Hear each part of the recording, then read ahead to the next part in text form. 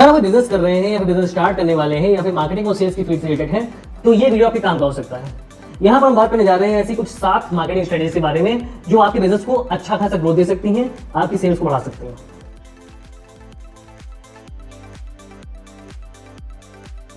Number 1, business की marketing start करने से पहले आपको ये समझना होगा कि आपकी टारगेट मार्केट है क्या आप छोटे बच्चों को टारगेट कर रहे हैं, क्या आपका प्रोडक्ट या सर्विस लेडीज के लिए है, क्या उसमें जो प्रोफेशनल्स आते हैं, क्या बिजनेसमैन है, कि आपका प्रोडक्ट है किसके लिए, आपकी टारगेट मार्केट क्या है। जब इस मार्केट को टारगेट कर लेते हैं तो आपको ये पता होता है कि इस पर्टिकुलर मार्केट के इंटरेस्ट क्या है, कैसे आप इनको अपने बिजनेस को ऑफर कर सकते हैं, अपना प्रोडक्ट ऑफर कर सकते हैं, अपनी सर्विस ऑफर कर सकते हैं। यहां से आपके लिए काम थोड़ा सा आसान हो जाता है।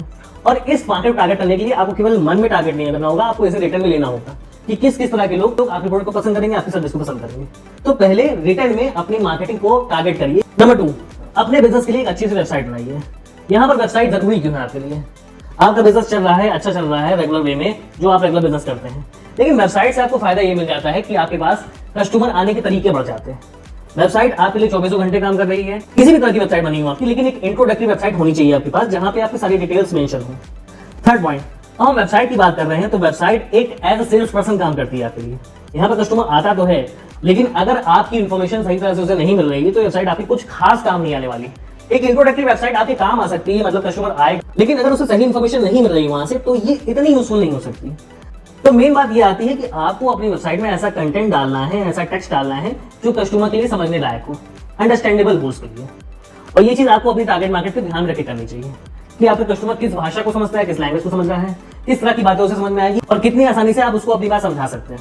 ये वेबसाइट आपके लिए एक सेल्स पर्सन तरह काम करती है। तो कोशिश करिए जो सारी बातें हैं, सारी इंफॉर्मेशन है, ये वेबसाइट सही तरह से आपके प्रोस्पेक्टिव कस्टमर से कम्युनिकेट करे। चौथा पॉइंट, अपनी वेबसाइट के लिए सोशल मीडिया मार्केटिंग का यूज करिए। सोशल मीडिया ऐसा प्लेटफॉर्म है जहां से आप फ्री में ट्रैफिक ला सकते हैं, फ्री में अपने लिए कस्टमर ला सकते हैं। ये बहुत आसान नहीं है, ना कि एक दिन का काम है, इसमें टाइम लगता है, लेकिन ये जगह ऐसी है जहां से आपके पास ऑर्गेनिक वे में कस्टमर आ सकते हैं, पॉसिबिलिटी है। तो कोशिश करिए सारे बड़े सोशल मीडिया प्लेटफॉर्म से अपनी प्रेजेंस बनाइए। आज की डेट में बहुत आसान काम है, फेसबुक पे पेज बनाना आसान है, इंस्टाग्राम पे पेज बनाना आसान है, तो आप इजी बना सकते हैं।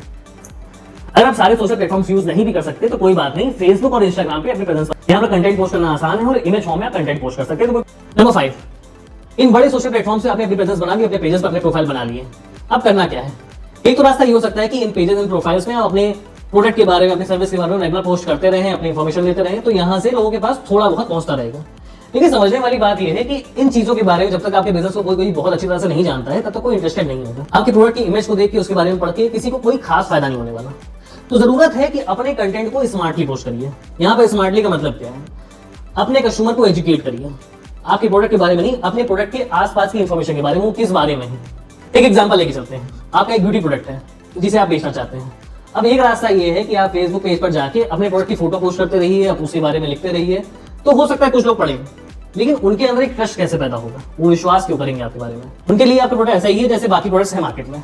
लेकिन अगर आप अपने कस्टमर को एजुकेट करते हैं, अपने ब्यूटी प्रोडक्ट के बारे में नहीं बल्कि ब्यूटी टिप्स से एजुकेट करते हैं, उसे बता सकते हैं कौन सी नेचुरल चीजें उसके काम की हो सकती हैं एज अ ब्यूटी प्रोडक्ट, तो इस तरह से अगर आप एजुकेट करते हैं अपने कस्टमर को तो उसके अंदर एक विश्वास पैदा होता है, एक ट्रस्ट पैदा होता है।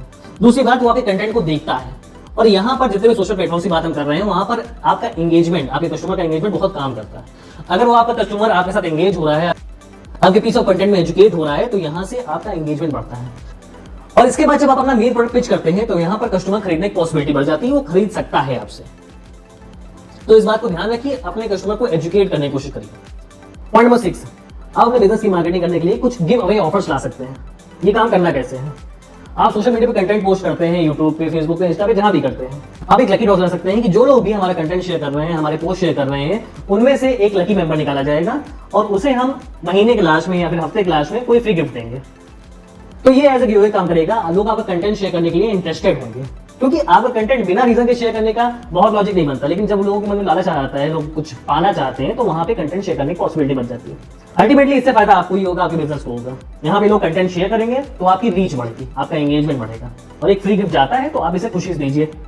नंबर 7, आप सेलिंग करिए। अब ये आप सेलिंग क्या होती है? बहुत सारे बिजनेस, बहुत सारे सेलर्स गलती ये करते हैं, वो केवल नए कस्टमर ढूंढा करते हैं, नए कस्टमर कैसे बेचा जाए, उनको कैसे मार्केट किया जाए। लेकिन समझने वाली बात यह है, पॉइंट ये है कि जो आपके एग्जिस्टिंग कस्टमर हैं उनको आप सेल करने की कोशिश क्यों नहीं करते? ऑब्वियस सी बात है, जो कस्टमर्स आपसे कुछ खरीद चुके हैं, एक प्रोडक्ट खरीद चुके हैं, वो आपसे दूसरा प्रोडक्ट भी खरीद सकते हैं, तो उन्हें ऑफर करिए। इसी प्रोसेस को आप सेलिंग कहते हैं। एक एग्जांपल लेके समझते हैं। जब भी आप किसी अच्छे रेस्टोरेंट में खाना खाने जाते हैं, तो वहां पर डिनर करने के बाद एक वेटर आपसे पूछता है कि सर आप डेजर्ट लेंगे या फिर कोल्ड ड्रिंक लेंगे या फिर आइसक्रीम लेंगे, इस तरह की चीजें आपसे पूछता है।